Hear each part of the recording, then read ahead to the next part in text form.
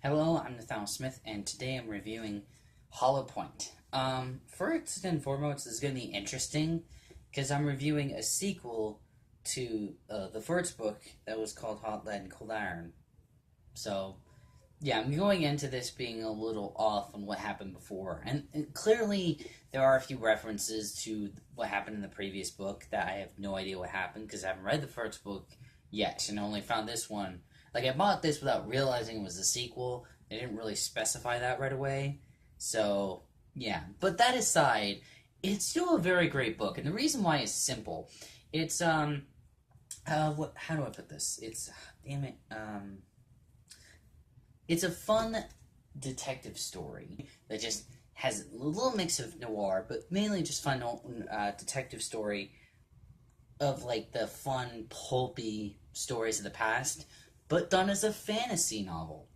And it works. It manages to work incredibly well, influencing sort of the pulpy adventure detective stories of the 30s and 40s, but intermix that with what we have of modern urban fantasy, but set in the actual 30s ish area.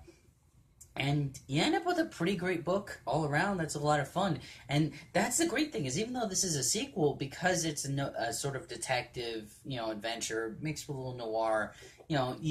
All the beats are there, and you know where everything's going. The femme fatale, the whole mystery that he's trying to figure out, and constantly get himself in near danger, killed.